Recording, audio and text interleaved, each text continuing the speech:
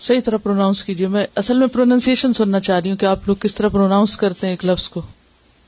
مزاح. پڑھنے کے بعد غور کیا اس پر آپ نے؟ کوئی واقعہ سنائیے مزاح کا.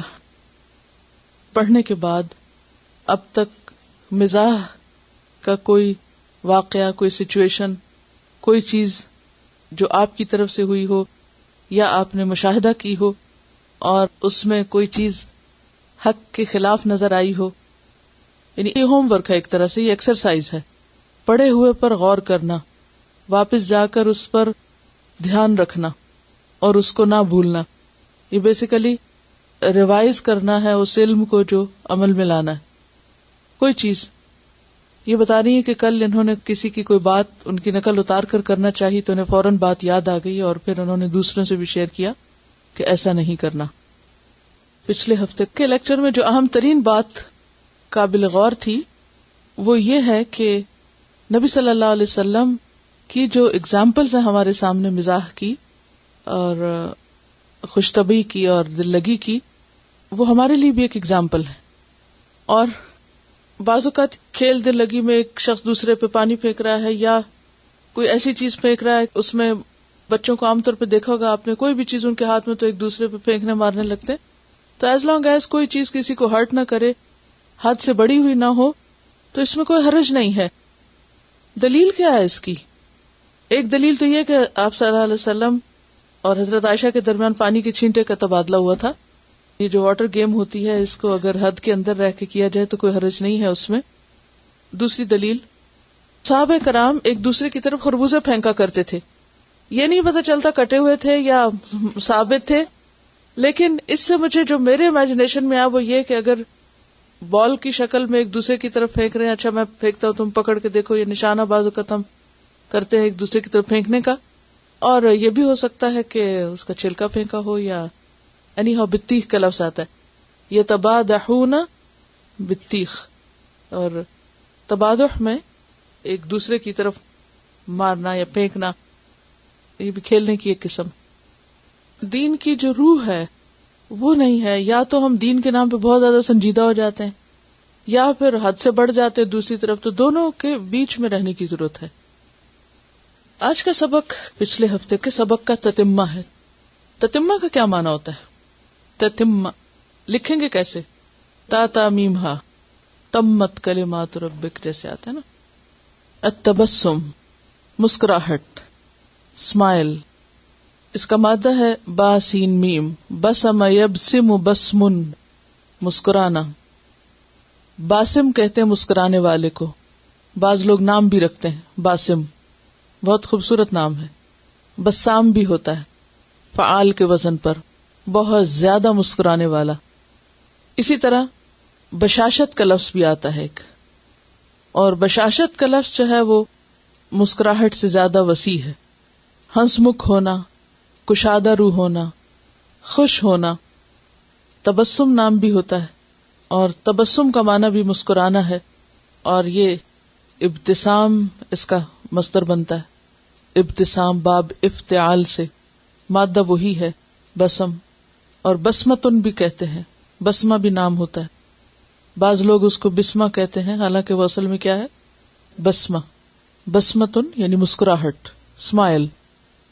ان عبد اللہ بن الحارث بن جزء یقول ما رأيت احدا كان اكثر تبسما من رسول اللہ صلی اللہ علیہ وسلم رواہ احمد. ان عبد اللہ بن الحارث، عبداللہ بن حارث ابن جزء یعنی ابن جزء نام کا حصہ ہے، ان سے روایت ہے. یقول وہ کہتے ہیں، ما رأیت نہیں میں نے دیکھا، احدن کسی ایک کو بھی، نو ون، کانا جو تھا، اکثر زیادہ یا اکثر، تبسمن مسکرانے میں، من رسول اللہ صلی اللہ علیہ وسلم رسول اللہ صلی اللہ علیہ وسلم سے. رواہ احمد، اس کو مسند احمد میں روایت کیا گیا یا امام احمد نے اپنی کتاب مسند میں اس کو روایت کیا ہے. سیدنا عبداللہ بن الحارث بن جزء رضی اللہ تعالی عنہ کہتے ہیں، میں نے رسول اللہ صلی اللہ علیہ وسلم سے زیادہ کسی کو مسکراتے ہوئے نہیں دیکھا. ایک دوسری حدیث سے پتہ چلتا ہے کہ آپ صلی اللہ علیہ وسلم سے بڑھ کر غم اور دکھ اور تکلیفیں کسی پر نہیں آئیں. تو اس سے کیا پتہ چلتا ہے کہ آپ کا مسکرانا کسی خاص خوش کن کیفیت کی وجہ سے نہیں ہوتا تھا، بلکہ آپ ہر حال میں مسکرایا کرتے تھے.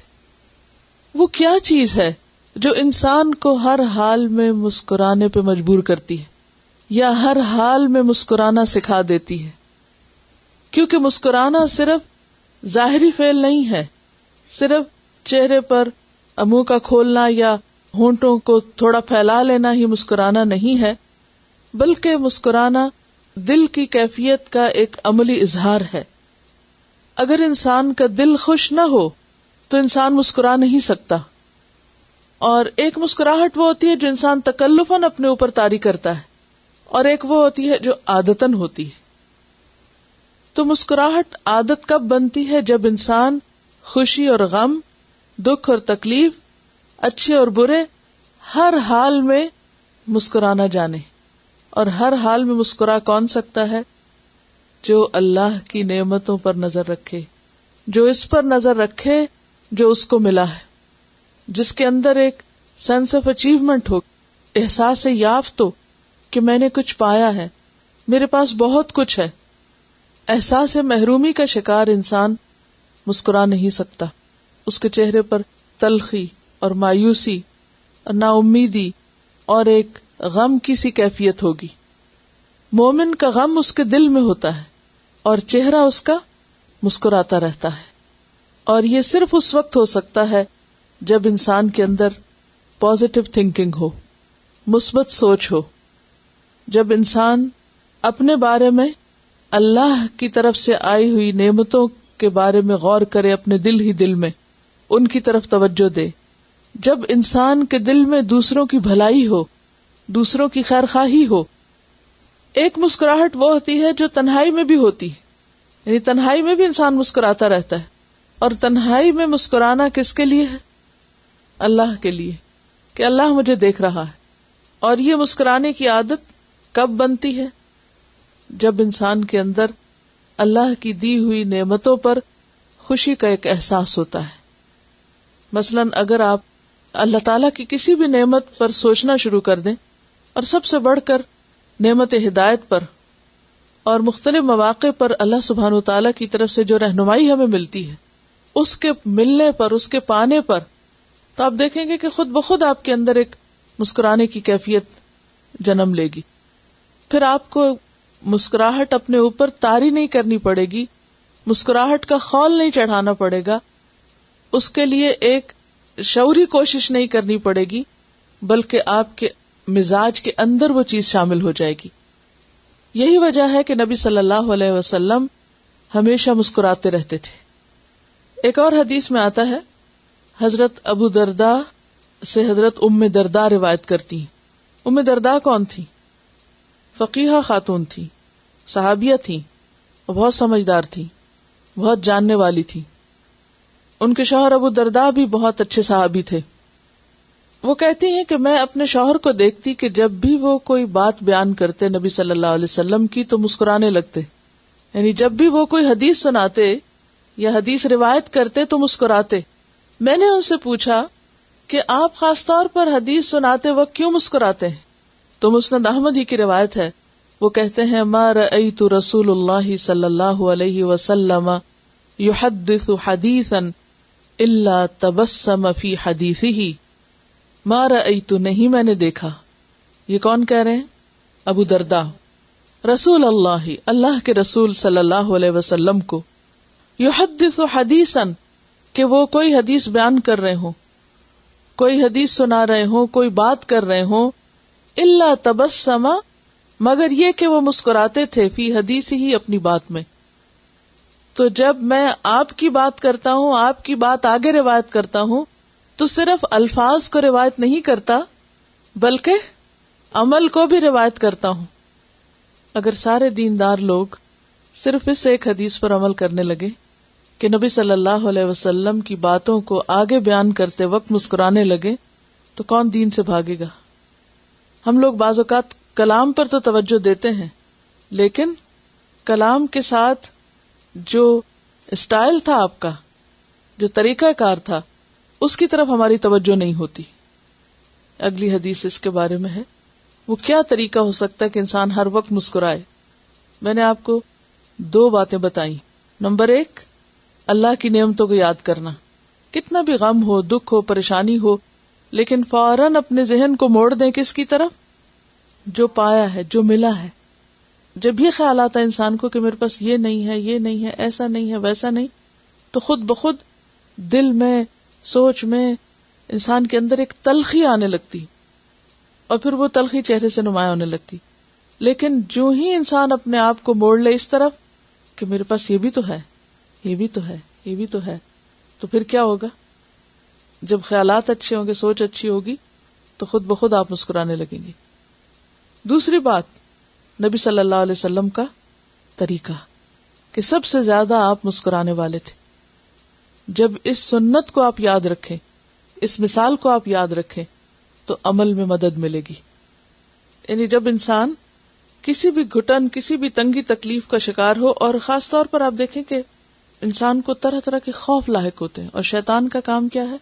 انسان کو خوف زدہ کرنا، مایوسی پیدا کرنا، کہ دیکھو تمہارے پاس یہ نہیں تو تمہارا کیا بنے گا، تمہارے پاس وہ نہیں تو اب تمہارا کیا ہوگا.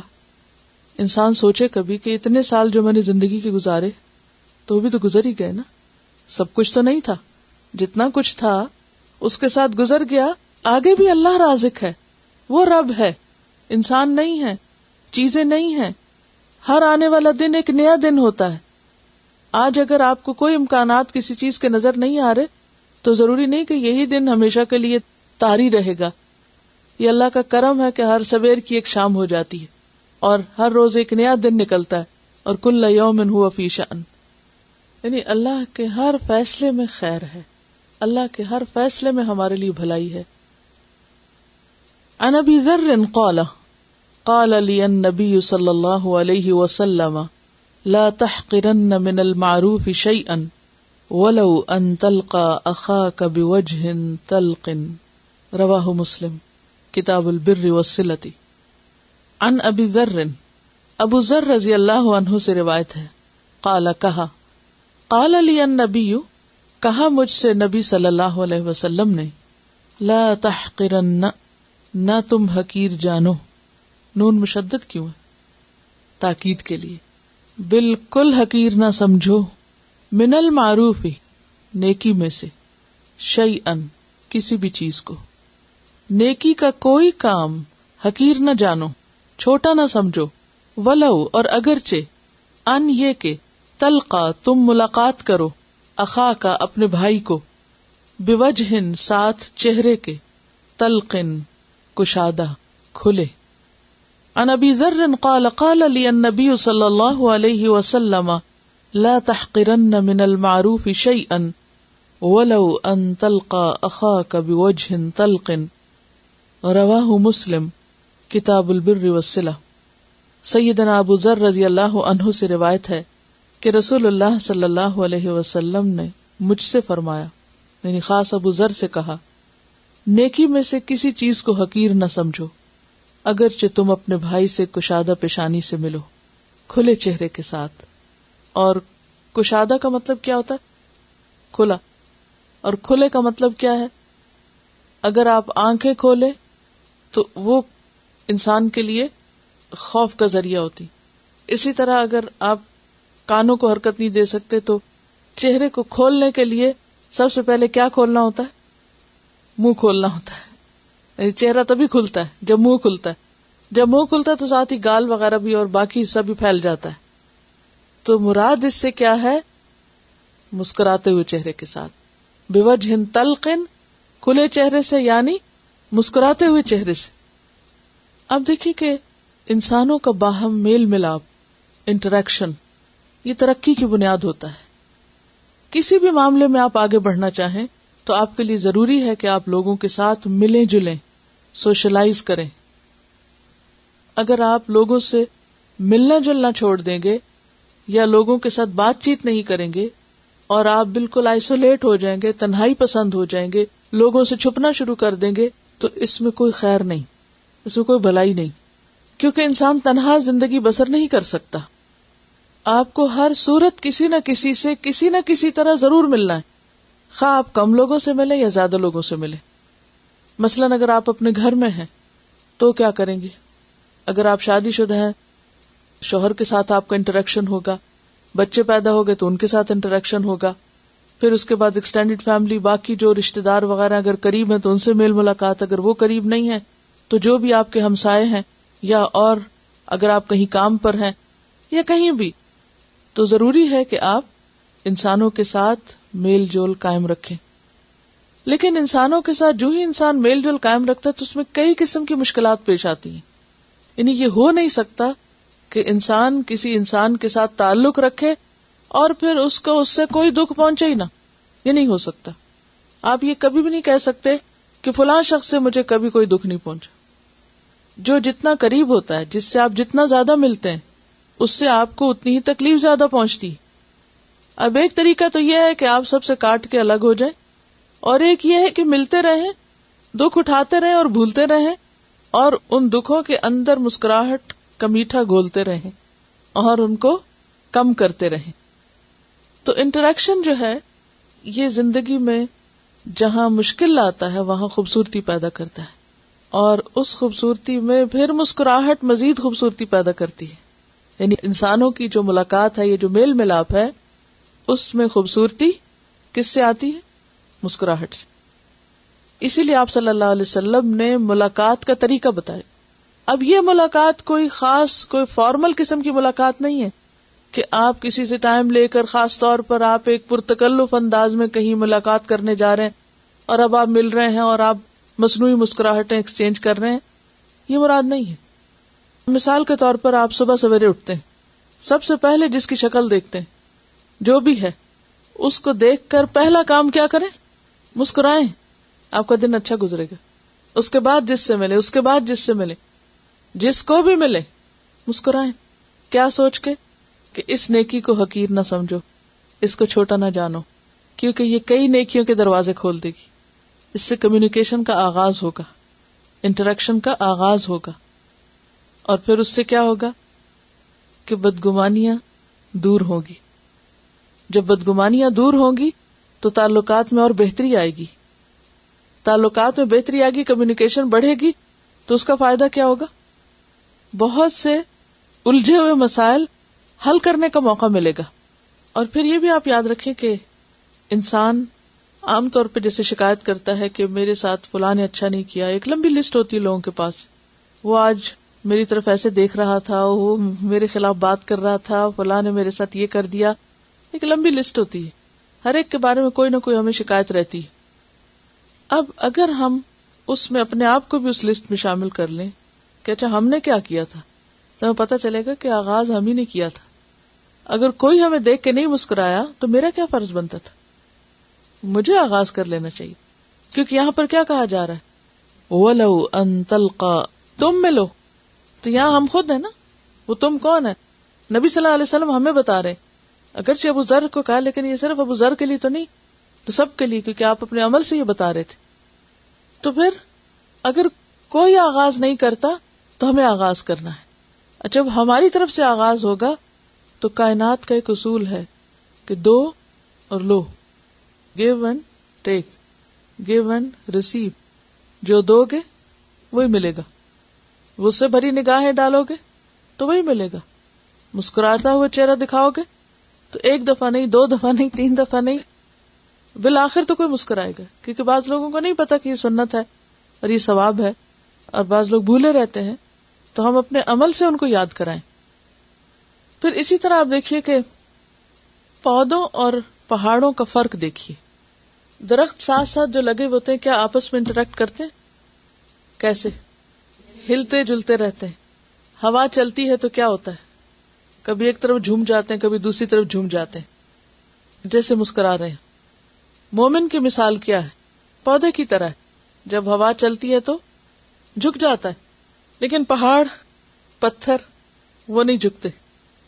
کائنات کی اس مثال سے ہم سمجھ سکتے ہیں اپنی زندگیوں میں کہ یا تو ہم پودوں کی طرح ہیں اور یا ہم پتھروں کی طرح ہیں.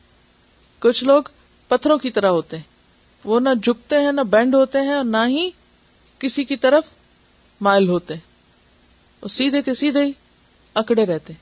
اور کچھ لوگ دائیں بھی سلام کریں گے، بائیں بھی کریں گے، اس سے بھی اچھی طرح بات کریں گے، اس سے بھی کریں گے، ہر ایک کے ساتھ بنا کے رکھیں گے. اور پھر خاص طور پر آپ نے دیکھا ہوگا کہ جب کوئی ہوا چلتی ہے تو ہوا کس چیز کی علامت ہے؟ ہوا جو ہے وہ ایک پیغام لاتی ہے، یعنی موسم بدلنے کی علامت ہے بیسیکلی آپ کہیں. اگر آپ ویدر چینج کو اگر آپ ملاحظہ کریں تو موسٹلی یہ ہواؤں کے رخ سے بدلتا ہے. تو اس کو آپ سمبلائز کر سکتے ہیں موسم کے بدلنے سے، حالات کے بدلنے سے، ٹیمپریچر کے بدلنے سے، فضا کے تبدیل ہونے سے. تو ہر روز ایک جیسی فضا نہیں ہوتی، کبھی آپ بیمار ہوتے ہیں، کبھی کوئی ٹینشن بھی گھر میں ہوتی ہے، کبھی کوئی اور وجہ ہوتی ہے، یعنی بہت ساری چیزیں ہوتی ہیں. لیکن آپ نے دیکھا ہوگا کہ ہوا کسی بھی رخ کی چلے، گرمیوں میں آندھی چلے یا سردیوں میں سخت ٹھنڈی ہوا چلے، درخت دونوں ہواؤں میں کیا کرتے ہیں؟ ہلتے رہتے ہیں، انٹریکٹ کرتے رہتے ہیں. تو انٹریکشن جو ہے یہ ایک کائناتی یونیورسل کلچر ہے، اور جو چیز جتنا انٹریکٹ کرتی ہے اتنا ہی زیادہ خوبصورت ہوتی ہے. پھر آپ دیکھیے کہ پانی ہے، کبھی آپ سمندر کے کنارے گئے ہوں یا کبھی جھیل کے اوپر آپ کھڑے ہو کر دیکھیں کہ لہریں آ رہی ہیں، جا رہی ہیں، کس طرح ان کی انٹریکشن ہو رہی ہوتی ہے نا، کس قدر خوبصورتی اس میں ہوتی ہے. ایک حرکت بھی ہے اور ایک انٹریکشن بھی ہے اور ایک خوبصورتی ہے اور باہم ایک دوسرے کے ساتھ ملنا جلنا ہے. لیکن وہیں پر اگر آپ کسی کنارے رکھے ہوئے ایک پتھر کو دیکھیں تو وہیں کا وہیں ہے، اس میں وہ خوبصورتی نہیں ہے جو اس حرکت کرتے ہوئے پانی میں ہے. تو یہ کائنات ہمیں سکھاتی ہے. بادلوں میں آپ دیکھیں بارش کب برستی، جب وہ اکٹھے ہوتے ہیں، ان کے اندر ایک ملاپ ہوتا ہے. قرآن مجید میں اس کی دلیل موجود ہے. کہاں سے؟ سورۃ نور میں. اس میں آتا ہے نا کہ اللہ سبحانہ تعالی بادلوں کو اٹھاتا ہے اور پھر ان کے درمیان ملاپ پیدا کرتا ہے. 43 آیت ہے. الم تر ان اللہ یزجی سحابا ثم یؤلف بینہ. بادل اٹھتے ہیں، پھر ان میں ملاپ ہوتا ہے، انٹریکشن ہوتا ہے. ثم یجعلہ رکاما، پھر ایک دوسرے کے اوپر تہیں لگ جاتی ہیں. فتر الودق، پھر تم دیکھتے ہو بارش کا قطرہ. یخرج من خلالہ، اس کے اندر سے نکلتا ہے. وَيُنَزِّلُ مِنَ السَّمَاءِ مِن جِبَالٍ فِيهَا مِن بَرَدٍ فَيُصِيبُ بِهِ مَن يَشَاءُ وَيَصْرِفُهُ عَمَّن يَشَاءُ يَكَادُ سَنَا بَرْقِهِ يَذْهَبُ بِالْأَبْصَارِ يُقَلِّبُ اللَّهُ اللَّيْلَ وَالنَّهَارَ إِنَّ فِي ذَلِكَ لَعِبْرَةً لِأُولِي الْأَبْصَارِ. تو ہمیں کیا بننے کی ضرورت ہے؟ اُولِي الْأَبْصَارِ، آنکھوں والے، بصیرت والے، غور و فکر کرنے والے، اور ان ساری نشانیوں سے سبق سیکھنے والے کہ یہ ہمیں کیا سکھاتی ہیں چیزیں. خیر کہاں سے پھوٹتی ہے، کہاں سے آتی ہے، کیسے آتی ہے. تنہا رہنے سے نہیں آتی. اگر ہوا تنہا رہے، پانی تنہا رہے، کیونکہ ہوا آتی ہے، پانی اٹھاتی اور اوپر جاتی، دونوں کا ملاپ ہوا نا، انٹریکشن ہوا، اوپر گئے، اوپر اور بادل پھر اکٹھے ہوئے، پھر ملاپ ہوا، پھر وہاں سے بارش برسی. کس قدر خیر ہے بارش کے اندر. تو اس میں انسانی ضرورت ہے کیا؟ باہم ملنا جلنا. اور باہم ملنے جلنے میں مشکلات ضرور ہوتی ہیں. اسی لیے وہ شخص جو دوسروں سے ملتا رہے اور ان کی تکلیفوں پہ صبر کرے، وہ اس سے بہتر ہے جو الگ تھلگ رہے اور نہ کسی کی تکلیف دیکھے اور نہ ہی اس پر کوئی صبر کرے. ایک عام مشکل جو لوگوں میں پائی جاتی ہے وہ یہ ہے کہ جب وہ دین پڑھ لیتے ہیں، خاص طور پر دینداروں کی بہت بڑی مشکل ہے، پھر وہ ان لوگوں سے ملنا پسند نہیں کرتے یا ملنا ان کو بڑا مشکل لگتا ہے یا ناگوار لگتا ہے جو دین پر نہیں ہوتے. یا اگر کسی ایسی مجلس میں اکٹھے ہو بھی جائیں، مثلا کوئی شادی بیاہ ہے، کوئی پارٹی ہے کہیں پر کسی جگہ، تو پھر کیا ہوتا ہے؟ چپ گم سم ایک طرف ہو کے بیٹھ گئے، کسی سے بات نہ کی اور ایک مصنوعی سنجیدگی اپنے اوپر طاری کر لی یا کریٹیکل نظروں سے دوسروں کو دیکھتے رہے. یہ چیز دین کے لیے انتہائی خطرناک ہے، انتہائی غلط نمونہ ہے دین کا.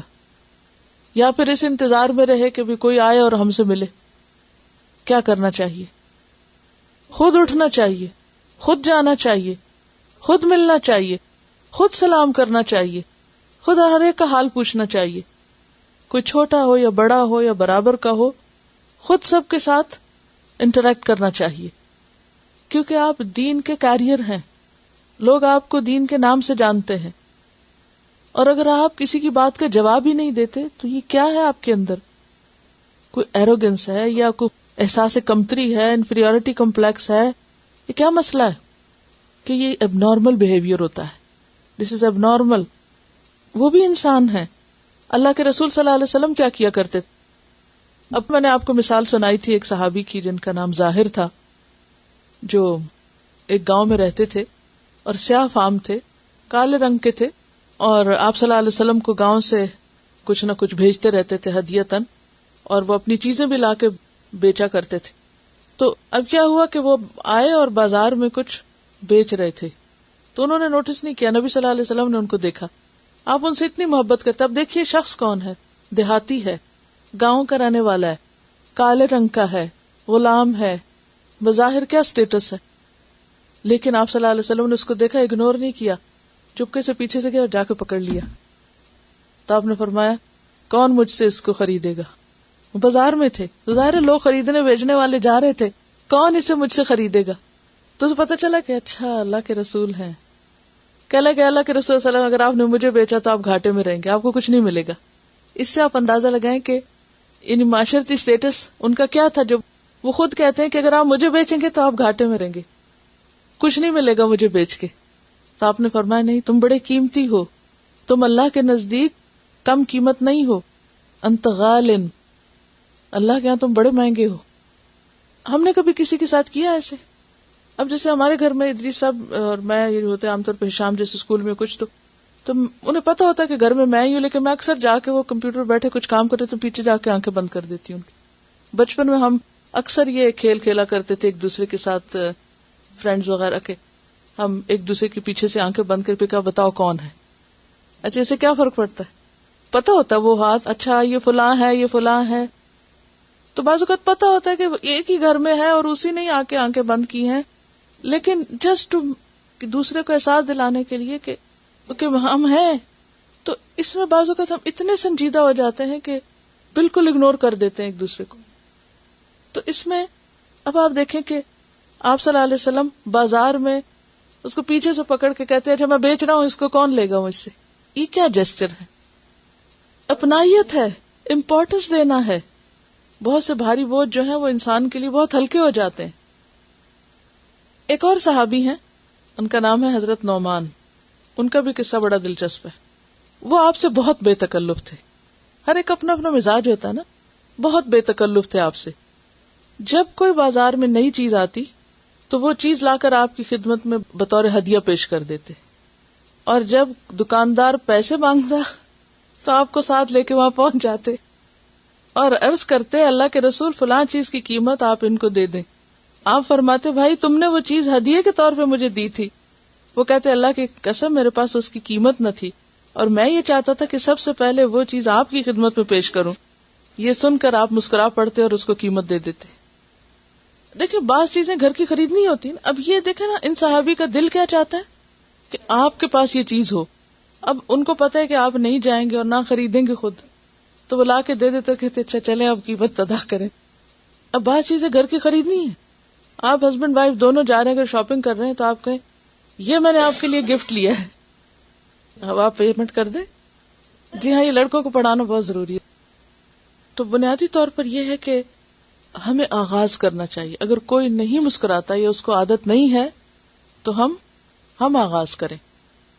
کیونکہ بعض اوقات ہم یہ سوچتے ہیں کہ فلاں شخص کو تو دیکھ کے مسکرانے کی ضرورت نہیں، کیونکہ اس نے تو مسکرانا ہی نہیں، تو بھلے نہ مسکرائے، آپ مسکراتے رہیں. اگلی حدیث عن ابی ذر قال قال رسول اللہ صلی اللہ علیہ وسلم تبسمک فی وجہ اخیک لک صدقہ، رواہ الترمذی کتاب البر والصلہ. سیدنا ابو ذر رضی اللہ عنہ سے روایت ہے، کہتے ہیں کہ رسول اللہ صلی اللہ علیہ وسلم نے فرمایا تبسمک، تمہارا مسکرانا، فی وجہ اخیک، تمہارے بھائی کے چہرے میں، لکا تمہارے لیے صدقۃ، صدقہ ہے. سیدنا ابو ذر رضی اللہ عنہ سے روایت ہے کہ رسول اللہ صلی اللہ علیہ وسلم نے فرمایا اپنے بھائی کو مسکرا کے دیکھنا بھی تیرے لیے صدقہ ہے، یعنی ایک نیکی کا کام ہے. اور انسان کے پاس ضروری نہیں کہ ہر وقت مال ہو یا کوئی دینے کی چیز ہو. ایک چیز جس کے دینے میں کچھ بھی خرچ نہیں آتا بلکہ دینے والے کو ہی اس کا فائدہ پہنچتا ہے، وہ مسکراہٹ ہے. اور پھر جب آپ نے یہ فرمایا کہ اس کو چھوٹا نہ سمجھو، کم نہ سمجھو، حقیر نہ سمجھو، تو معلوم نہیں قیامت کے دن صرف ایک مسکرانے کی نیکی جو ہے ہو سکتا ہے وہی بخشش کا ذریعہ بن جائے. لیکن یہ یاد رکھیے کہ مسکراہٹ حقیقی ہو. دو طرح کی مسکراہٹیں ہوتی، ایک ہوتی ہے فیک، جس میں صرف انسان مصنوعی طور پر کچھ منہ کھول لیتا ہے، پتہ چل جاتا ہے. اس کو پروفیشنل اسمائل کہتے ہیں، تجارتی. لیکن ایک ہوتی ہے حقیقی مسکراہٹ. اور جو حقیقی مسکراہٹ ہوتی ہے وہ انسان کے نہ صرف یہ کہ ہونٹوں پہ ہوتی ہے بلکہ اس کے ساتھ ساتھ اس کی آنکھوں سے بھی اور اس کے باقی جسم کے اعضاء سے بھی پتہ چل رہی ہوتی ہے، پوری شخصیت کی نمائندگی کر رہی ہوتی ہے، اس کے دل کا حال بیان کر رہی ہوتی ہے. اور اسی لیے آپ نے دیکھا ہوگا کہ بعض جو میتیں ہوتی ہیں مرنے کے بعد بھی ان کے چہرے پہ مسکراہٹ محسوس ہوتی ہے، کیونکہ اگر زندگی میں عادت ہوگی تو موت کے وقت بھی انشاءاللہ اور مرنے کے بعد بھی اگر دل صاف ہو تو حقیقی مسکراہٹ آتی ہے. پھر آپ کو تکلف کرنے کی ضرورت نہیں ہوتی، کیونکہ جب آپ کے دل میں دوسروں کے خلاف باتیں ہوتی ہیں تو پھر آپ کے لیے خود کو پش کرنا پڑتا ہے، اور پھر بعض اوقات وہ پھر اوپر سے ہوتی ہے، اس کا وہ اثر نہیں ہوتا کہ جو ہونا چاہیے. اور اس کے کچھ فائدے بھی بتائے جاتے ہیں کہ انسان کے مزاج پر، جسم پر مسکراہٹ کے کیا فائدے ہیں، یہ آپ کو بتائیں گے. ایک تو ہوتا ہے نا جو اوریجنل اسمائل ہوتا ہے، اس میں ماؤتھ کے اراؤنڈ جو مسلس ہوتے ہیں اور آلسو لائک آنکھ کے اور فور ہیڈ کے جو مسلس ہوتے ہیں سارے یوز ہوتے ہیں. جو دوسری طرح کا اسمائل ہوتا ہے وچ از اے فیک اسمائل اور دا پین امریکن اسمائل، اس میں صرف اور صرف منہ کے گرد جو مسلس ہوتے ہیں وہ استعمال ہوتے ہیں. اور انسان جب ریئل اسمائل کرتا ہے یا اوریجنلی اسمائل کرتا ہے تو اس سے افیکٹ یہ ہوتا ہے کہ جو مائنڈ جو ہوتا ہے وہ it produces endorphin which acts as a natural painkiller in the body and it gives a sense of well-being، یعنی تھکاوٹ بھی دور ہو سکتی ہے. بعض لوگوں کے مسلز نہیں ہوتے مسکرانے کے تو اس کی سرجری کرنی پڑتی ہے، یعنی علاج کرنا پڑتا ہے اس کا. یہ کتنی اللہ کی نعمت ہے کہ اس نے ہمیں ایک چیز دی ہے اور ہم اس کو استعمال ہی نہیں کر رہے. اور خاص طور پر جو مسکرانا صدقہ ہے، یہ کتنی خوبصورت بات ہے. اس سے پتہ چلتا ہے کہ ایک انسان کتنا نفع بخش انسان ہے، یعنی فائدہ دینے والا ہے.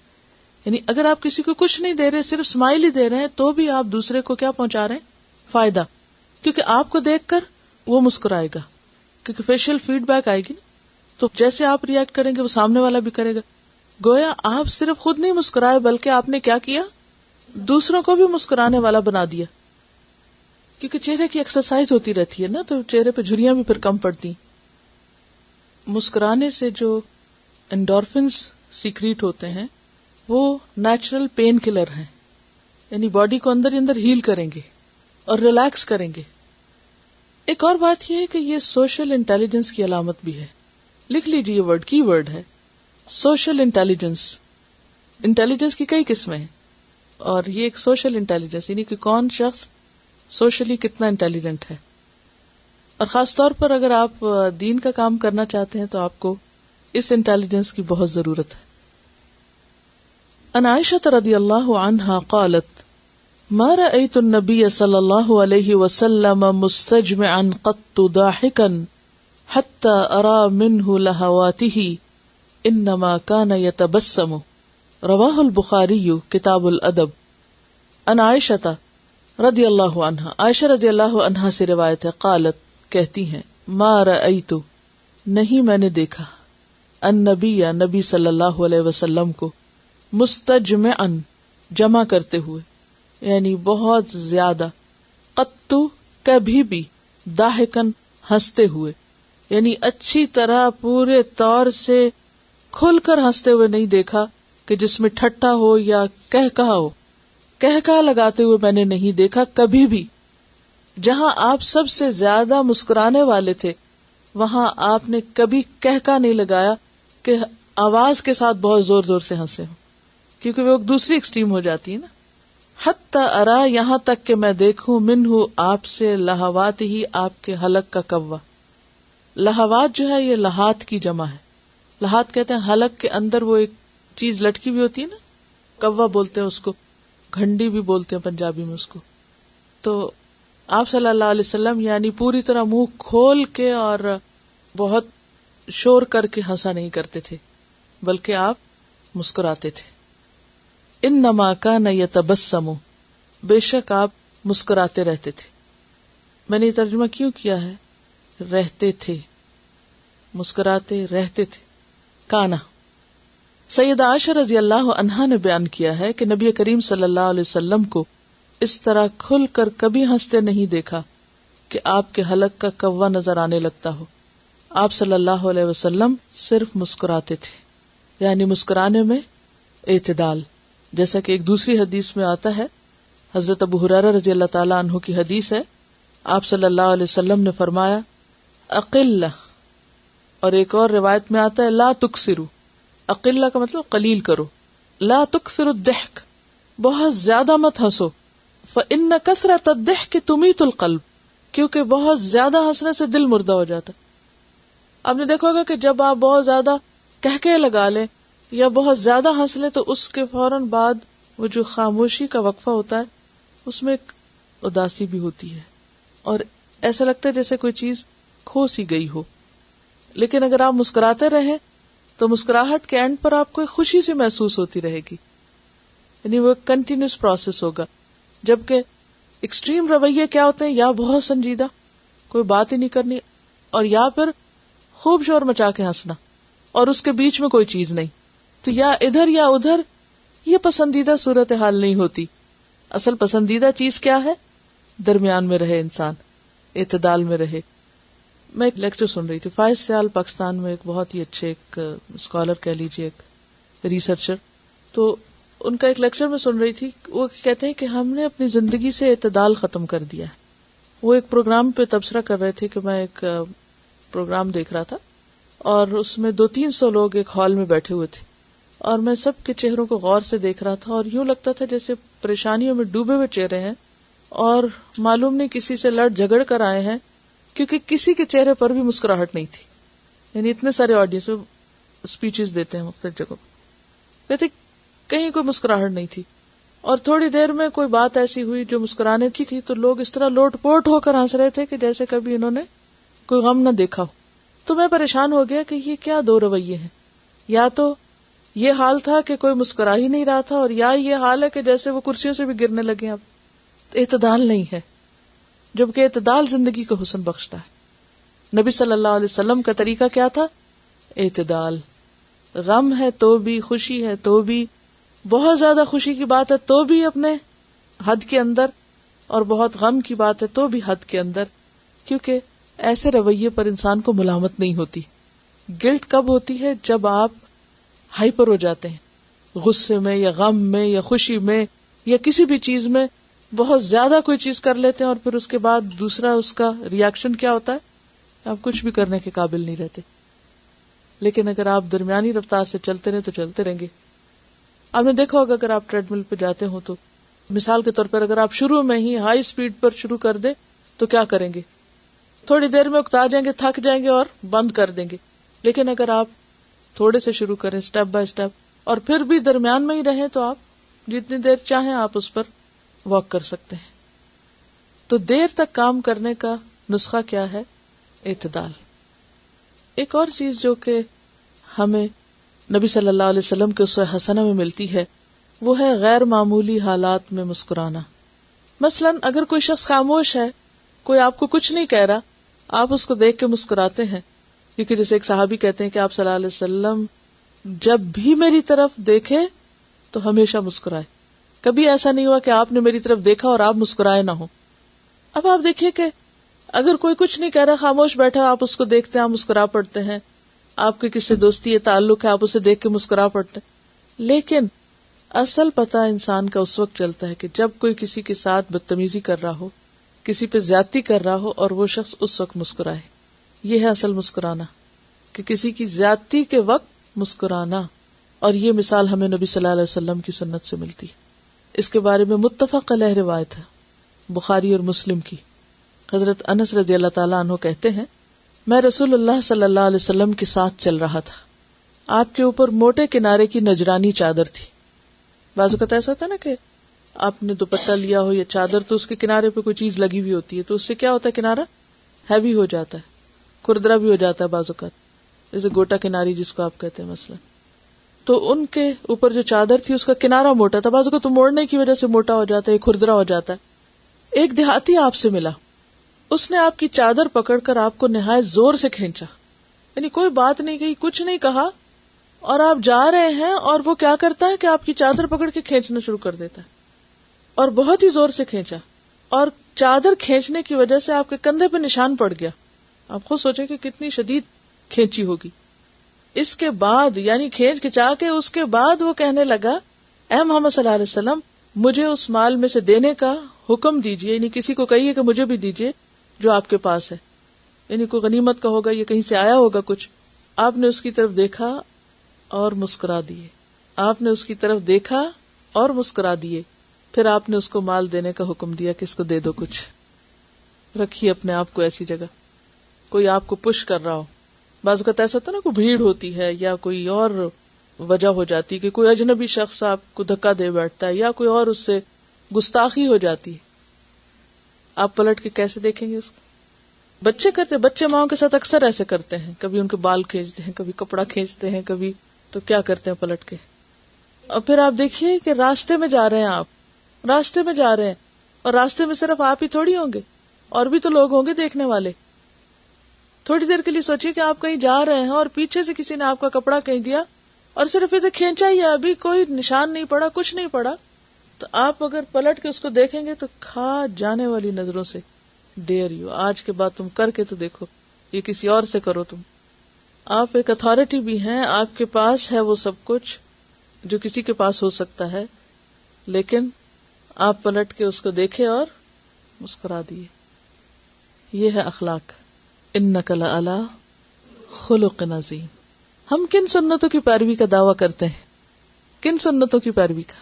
ہم میں سے ہر ایک دعوے دار ہے نا کہ ہم نبی صلی اللہ علیہ وسلم کی سنت کی بہت پیروی کرتے ہیں, اپنی مرضی کی باتوں کی, جن کو ہم نے پک اینڈ چوز کر لیا کہ یہ کرنا ہے ہمیں, جو ہمیں سوٹ کرتی, اور جو آپ کا ایک اوور آل اخلاق تھا اور ایک آپ کو اوور آل شخصیت ہے, اس کے خوبصورت پہلوؤں کی طرف کبھی ہم نے دیکھا ہی نہیں. یہ ایک کسی کے مسکرانے کے تجربے کی ایک دو ایکسپیرینس ہے, وہ آپ کے ساتھ شیئر کریں. My dear teacher, Assalamu alaikum. Yesterday you sent me some reflections from the students, and one of them was about smiling and doing sabrun jameel, a beautiful patience. The sentence that got fixed in my heart was, not only in these harsh circumstances, but also while you are working, example studying or cleaning, keep on smiling, with the intention of doing sabrun jameel for your Lord. He will see, and His pleasure is the best to gain. Alhamdulillah, I have been acting on it since yesterday, and by consciously trying to smile, I have made many discoveries. Whenever I remember to smile, I immediately looked back to see what I had been doing when I had not been smiling, and I found that I had been frowning or sulking. What? Me? Frowning? If someone else had pointed out that most of the time I have a worried or lost expression on my face, I would not have believed it, nor could I have corrected it. And then I asked myself, what had I been frowning at? At thoughts about failures and apprehensions? But the moment I smiled, the same things seemed to be better. It means that smiling consciously for the sake of Allah's pleasure will have numerous benefits. Number 1, when I will correct my expressions in solitude only for Allah, it will make me remember that Allah is watching me. Number 2, when this fact will be established that He is watching me, then the feeling of being alone will vanish. Number 3, if I am smiling at Allah with love, surely He will also be looking and smiling at me with love. Number 4, negative thoughts will go away and will be replaced with positive ideas and solutions. Number 5, this exercise of positive thinking and positive feeling will become my nature if I stick to it with consistency.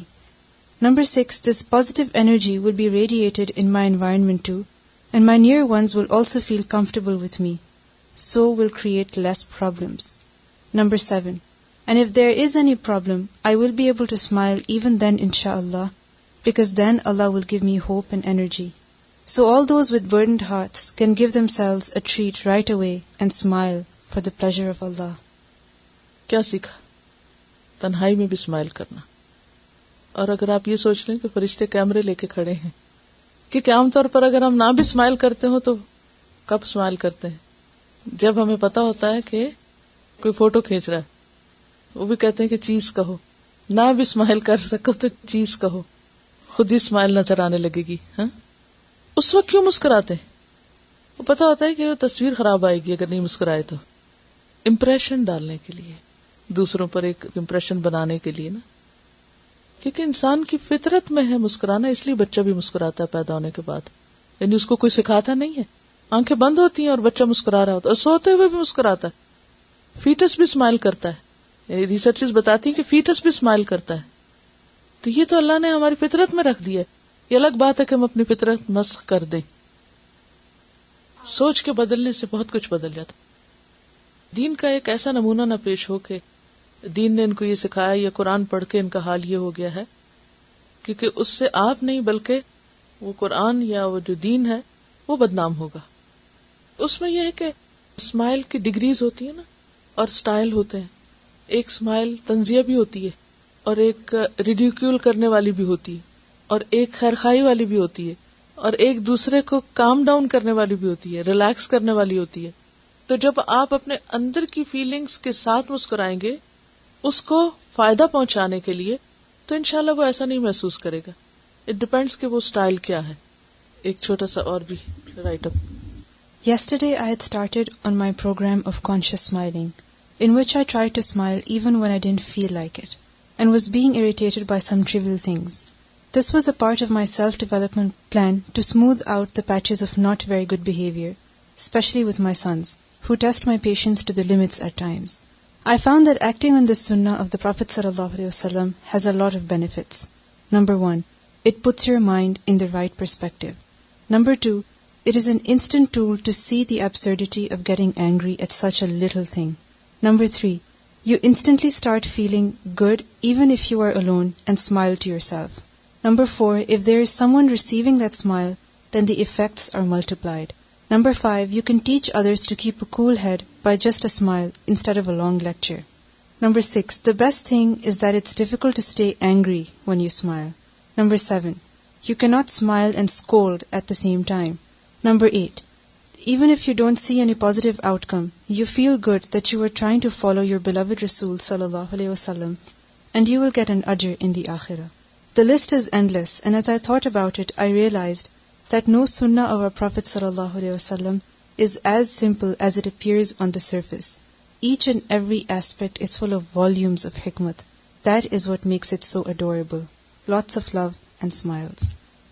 تو activity کیا ہے کہ ایک تو مسکرانے کی شعوری کوشش، اور اسی طرح ایک سٹیکی نوٹ کے اوپر کسی اور اینڈ پہ لکھ کے مسکرانا لگا دیں تاکہ ریمائنڈر ہو، کیونکہ ہم بھول جاتے ہیں نا. کسی ایک نوٹ پہ لکھ کے کسی دروازے پہ کسی جگہ پر جہاں آپ سمجھتے ہیں کہ آپ کو مسکرانے میں مشکل پیش آتی ہے وہاں لگا دیں. یعنی کہ اسمائل جو ہے وہ ایک خاموش ایکشن ہے نا، جسٹ خاموش، لیکن اس کے اندر کیا کچھ ہے. صرف ایک حکم. اور میں عام طور پر جب یہ لیکچر پریپیئر کرتی ہوں نا تو میں مختلف کتابیں دیکھتی ہوں. جیسے آج میں نے سیرت صحابہ پہ 3 کتابیں دیکھی، عربی میں ہیں. تو اس سے میں یہ دیکھتی ہوں کہ اچھا صحابہ کی زندگی کا کوئی واقعہ مل جائے کہ جس میں وہ ان کے مزاح یا اسمائل یا اور اس طرح کی چیزیں. تو اس ایک چیز کو دیکھتے ہوئے میں دیکھ رہی تھی کتنا کچھ، یعنی آج مجھے بہت شدت سے احساس ہوا کتنا کچھ ہے کرنے والا. میں تو صرف ایک چیز ڈھونڈ رہی ہوں اور پوری کتاب میں سے مجھے کوئی اتنی سی چیز ملتی ہے، لیکن اتنی ساری چیزیں ہیں جو ہمیں پتہ بھی نہیں ہے اور ہم کرتے بھی نہیں ہیں. تو صحابہ کرام کی زندگی جو ہے وہ ہمارے لیے ایک بہترین نمونہ ہے رسول اللہ صلی اللہ علیہ وسلم کے بعد، کیونکہ اہدنا الصراط المستقیم صراط الذین انعمت علیہم میں بھی آتے ہیں. پھر اولئک الذین ہداہم اللہ، یہ وہ لوگ ہیں جن کو اللہ نے ہدایت دی. رضی اللہ عنہم ورضوا عنہ. تو ان کی زندگی کی جو عملی مثالیں ہیں بہت ہی ہیلپ فل ہوتی. ایک اور کام جو آپ ہوم ورک کے طور پہ کریے وہ ہے سواری پہ مسکرانا. سوار ہو کے، یعنی ڈرائیونگ سیٹ پہ آپ بیٹھ گئے ہیں اس وقت مسکرا کے چلنا، یعنی سٹارٹ لیتے ہوئے مسکرانا. اور اس کے لیے بھی حدیث ہے. حدیث کیا ہے حضرت علی رضی اللہ تعالیٰ عنہ کے پاس ایک دفعہ ایک سواری لائی گئی. آپ نے اس پر سوار ہونے کے لیے جب رکاب پہ قدم رکھا تو پڑھا بسم اللہ. جب سوار ہو چکے تو کہا الحمدللہ. پھر یہ دعا پڑھی سبحان الذی سخر لنا ھذا وما كنا له مقرنین وإنا إلی ربنا لمنقلبون. پھر حضرت علی رضی اللہ تعالیٰ عنہ نے 3 مرتبہ الحمدللہ کہا, 3 دفعہ اللہ اکبر کہا, پھر پڑھا سبحانک انی ظلمت نفسی فاغفر لی فإنہ لا یغفر الذنوب الا انت. راوی کہتے ہیں کہ اس دعا کو پڑھنے کے بعد حضرت علی رضی اللہ تعالیٰ عنہ کھلکھلا کے ہنسے, یعنی اچھا خاصا ہنسے. میں نے بے موقع ہنسنے کی وجہ دریافت کی کہ یہاں تو ہنسنے والی کوئی بات نہیں تو آپ کیوں ہنسے؟ فرمایا حضرت صلی اللہ علیہ وسلم نے بھی اس طرح دعا پڑھی تھی, یعنی جیسے میں نے پڑھی, اور پھر آپ مسکرا دیے تھے. میں نے آپ سے مسکرانے کی وجہ پوچھی, یعنی حضرت علی نے نبی صلی اللہ علیہ وسلم سے, تو آپ نے فرمایا اللہ تعالیٰ اپنے بندے کے یہ کہنے پر کہ خدایا تیرے سوا میرے گناہوں کو کوئی معاف نہیں کر سکتا, خوش ہو کر فرماتے ہیں کہ میرا بندہ یہ جانتا ہے کہ میرے سوا کوئی دوسرا اس کے گناہوں کو نہیں بخش سکتا.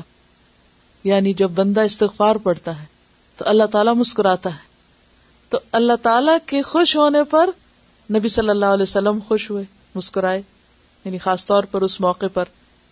اب یہ کمیونیکیشن کس کے ساتھ ہو رہی ہے؟ دل ہی دل میں. ابھی شروع میں ہم نے بات کی تھی نا, کیا چیز انسان کو ہر وقت مسکرانے پہ مجبور کر سکتی, تو وہ اپنے اندر ہی کی بات ہے نا. وہ اندر کی جو کمیونیکیشن ہے آپ کی آپ کے رب کے ساتھ, تو وہ تنہائی میں بھی آپ کو مسکرانے پر مجبور کرے گی. وہ آپ سواری پہ بیٹھ کے بھی مسکرائیں گے, آپ کوئی بھی کام کریں گے تو جتنے اچھی اچھی باتیں یاد آئیں گی اللہ سبحانہ و تعالیٰ کے ساتھ تعلق کے اوپر مبنی, تو انشاءاللہ تعالیٰ پہ مسکرانے میں مشکل نہیں ہوگی. لیکن جب انسان کو اللہ سے کچھ شکوہ ہو یا ناراضگی ہو یا ناشکری کی کیفیت ہو تو پھر مسکرانا مشکل لگتا ہے. اگر کسی وقت بھی مشکل لگے تو فوراً سوچیں کہ یہ ناشکری ہے, یہ ناشکرے پن کا ایک رویہ ہے کہ میں مسکرا نہیں سکتی. بعض اوقات کوئی ہمیں کہے نا مسکراؤ تو ہم اور غصہ کرتے ہیں کہ مت کہو کہ مسکراؤ, تمہیں نہیں پتا کہ میرا حال کیا ہے, تم پہ وہ گزرا ہی نہیں. حضرت براء بن عازب کو حضور صلی اللہ علیہ وسلم سے والہانہ محبت تھی اور آپ کی ہر ادا کو دل و جان سے عزیز رکھتے اور اس پر عمل کرتے. ایک دفعہ ان کا ایک شاگرد ملاقات کے لیے حاضر ہوا. کس کا؟ براء بن عازب کا. تو انہوں نے خود آگے بڑھ کر سلام کیا.